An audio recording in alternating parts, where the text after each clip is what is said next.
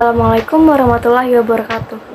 Perkenalkan, nama saya Nadira Sarma Husnul Alfiah dengan NPM 21340251638, Prodi Manajemen, kelas pengantar akuntansi 2, RM1. Di sini saya akan menjelaskan tentang materi laporan keuangan menggunakan analisa rasio profitabilitas. Sebelumnya, apa itu profitabilitas?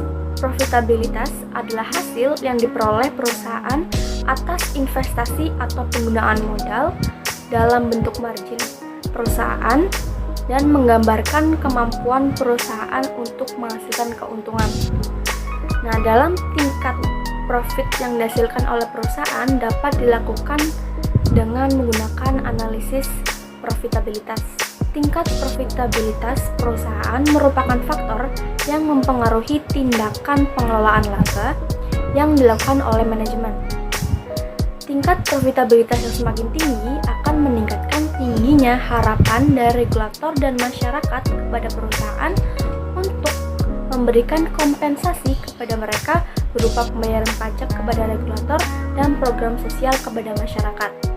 Profitabilitas sendiri menjadi ukuran yang penting untuk menilai sehat atau tidaknya suatu perusahaan, untuk mempengaruhi investor membuat keputusan dalam membeli atau menahan atau bahkan menjual saham suatu perusahaan tertentu. Analisis profitabilitas juga dapat menilai pengembalian atas modal yang ditanam dalam perusahaan berupa return on equity. Berbicara tentang rasio profitabilitas sendiri adalah rasio yang diukur oleh perusahaan berdasarkan perbandingan antara laba setelah pajak dengan total aktiva perusahaan. Nah, dalam penilaian profitabilitas digunakan DuPont System. Analis ini adalah suatu metode yang digunakan untuk menganalisis profitabilitas perusahaan dan tingkat pengembalian ekuitas.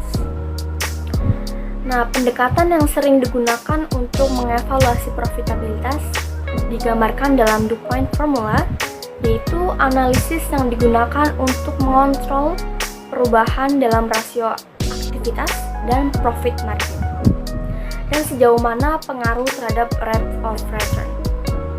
Hal ini juga digunakan sebagai tools atau alat dalam mengukur profitabilitas perusahaan yang dapat digunakan rasio atau alat ukur. Rasio atau alat ukur sebagai berikut. Yang pertama ada gross profit margin, yaitu merupakan rasio yang menggambarkan persentase laba kotor dari pendapatan perusahaan, yang dapat dicari menggunakan rumus net profit margin sama dengan laba kotor dikali 100% dan dibagi dengan penjualan. Yang kedua ada operating margin, merupakan rasio yang menggambarkan laba yang dihasilkan sebelum bunga dan pajak dengan membandingkan penjualan pada periode tersebut dengan rumus net profit margin sama dengan laba sebelum bunga dan pajak dikali 100% dibagi dengan penjualan. Berikutnya ada net profit margin, merupakan ukuran keuntungan dengan membandingkan antara laba setelah bunga dan pajak dibandingkan dengan penjualan. Dengan melihat rasio ini dapat dilihat kemampuan penjualan dalam menciptakan laba bersih perusahaan. Dengan rumus net profit margin sama dengan laba setelah pajak dikali 100% dibagi dengan penjualan. Yang selanjutnya ada return on investment atau ROI, merupakan rasio yang mencerminkan seberapa besar return yang dihasilkan atas rupiah yang ditanamkan dalam bentuk aset. ROA dan ROI merupakan dua rasio yang sama, yaitu rasio yang menunjukkan berapa banyak laba bersih setelah pajak yang dapat dihasilkan dari rata-rata seluruh kekayaan yang dimiliki oleh perusahaan. Rumusnya ROA sama dengan laba setelah pajak dikali 100% dibagi dengan total aset. Dan yang terakhir ada return on equity, yaitu menilai tingkat efisiensi penggunaan modal sendiri dalam perusahaan yang dilakukan dengan membandingkan laba bersih setelah pajak dengan modalnya sendiri. Nah, semakin tinggi rasio ini, semakin baik. Artinya, posisi pemilik perusahaan semakin kuat, dan demikian sebaliknya.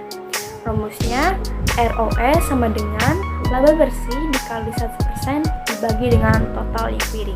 Dari penjelasan tadi dapat ditarik kesimpulan, yaitu analisis profitabilitas mencakup 3 hal.